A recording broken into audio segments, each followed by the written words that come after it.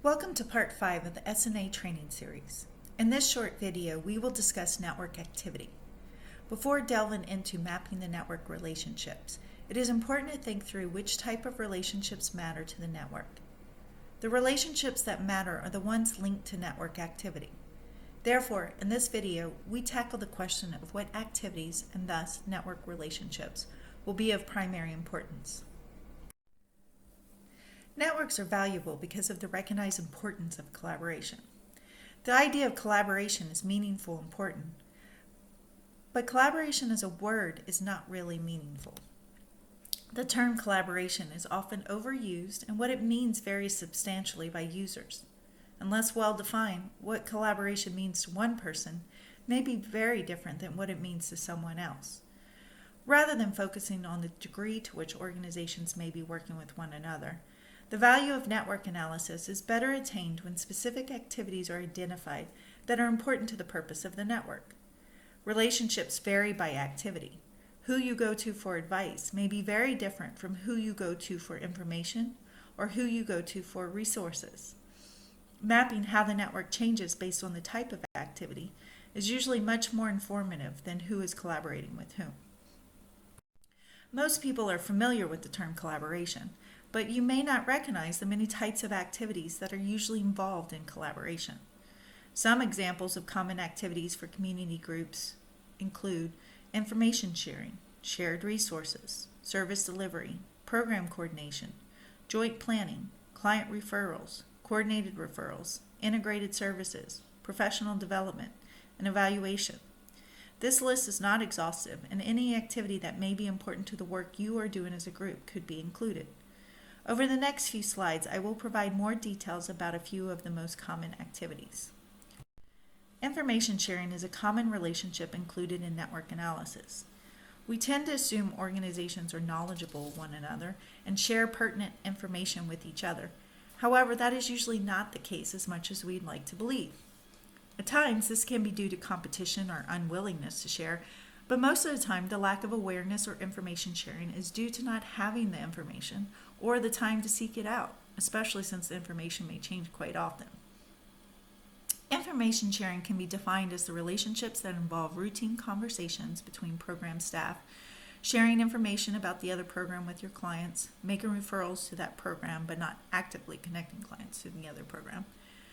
Examples include sharing information regarding programs, upcoming events, organizational changes, best practices, administration, and so on. Shared resources is another common network activity, since often the purpose of networks is to leverage resources. Resource sharing can be defined as shared financial resources, purchase services, grant partnerships, or contractual obligations. Examples may include funding, sponsorship of events, materials, shared staff or volunteers, space, or technology. Program coordination is a common network aim. Program coordination is usually a more intensive tie and can be defined as organizations working together to modify, expand, or enhance their capacities to do their jobs. Examples include joint programming, client referrals, outreach, service coordination, case management, and so on. Joint planning is similar to program coordination, but rather than coordinating programs already in existence, this type of activity usually involves planning new joint or collective programming. This activity is also a more involved tie and can be defined as interactions among programs and service providers in planning and implementing collective events and community action. Examples include joint strategic planning, planning of services and activities or events, creating new programming, and events planning.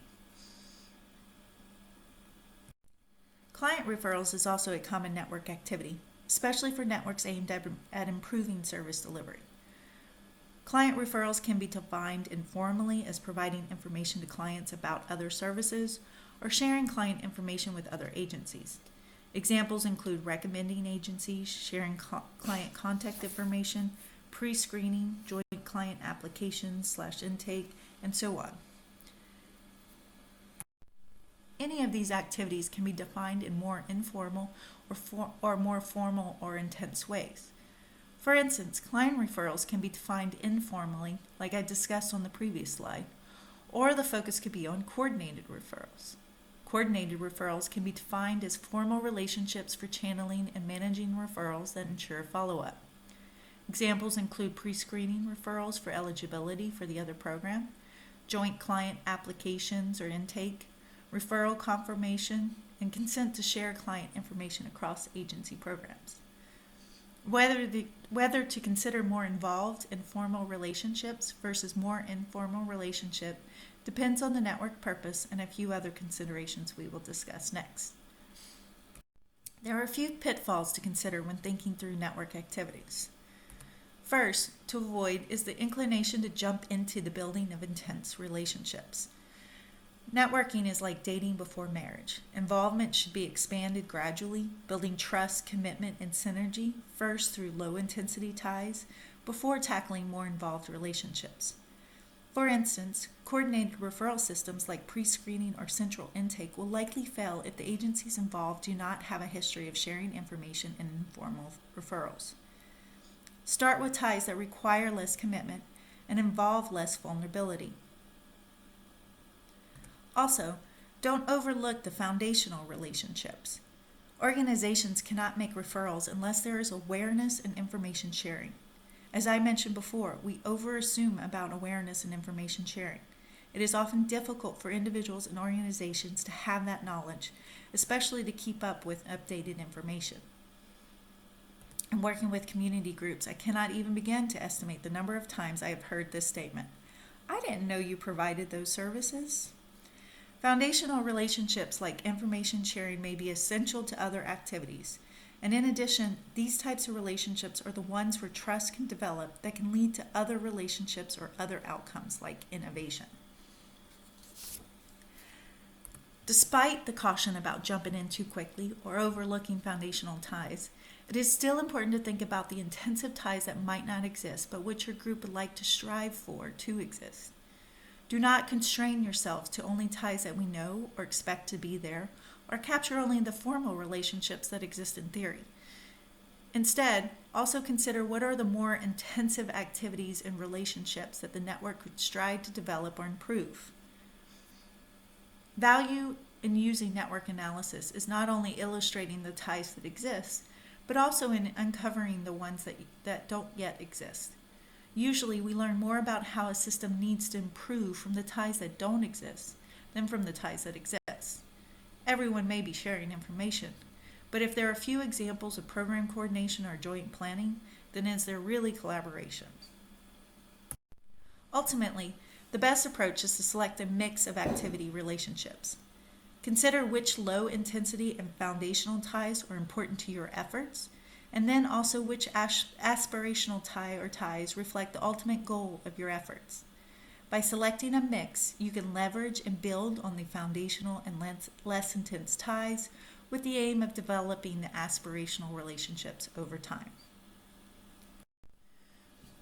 Now it is your turn to brainstorm relationship activities important to your community group.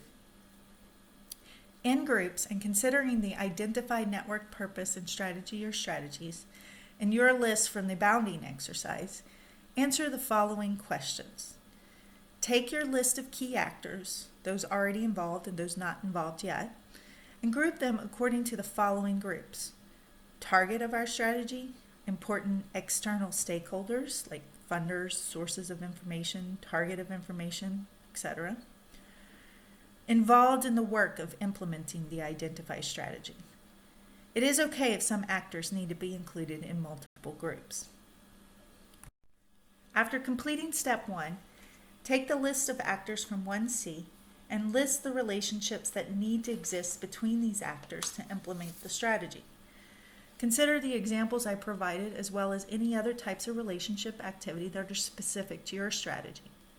But remember that these activities are not about those activities that the individual members of your group should do on their own, but rather about the ways in which you all need to work together to tackle the complex problem. After brainstorming relationship activity, take your list from step 2 and pare it down to 3 to 4 key relationships. I know this will be hard, but consider those relationships that are most important to the strategy while also considering the mix of low intensity foundation and aspirational activities. Does this list of 3 to 4 types of relationship capture the activities that map onto your network strategy? Does it include a good mix of the low intensity, foundational, and aspirational ties that would be of the greatest priority for accomplishing your efforts? Though the workshop participants for our social connectivity neighborhood case did not get to complete this activity fully due to workshop time limits, I have extracted the types of relationships implicit in their discussions based on their brainstorming of who to engage. For the Youth Champions group, this group focused their discussion on events targeting youth. In discussing who to engage in planning these events, the following relationship activities were discussed: sharing resources, information sharing, and joint planning, specifically event planning. For the Neighborhood Pride group, this group focused on raising awareness, and thus the following relationship activities were discussed: local advocacy, branding, and sharing resources. In the next part of the series, we will use all of this brainstorming to actually think about what the current network looks like, using the list of priority activity relationships, which relationships currently exist, and which ones need to be built.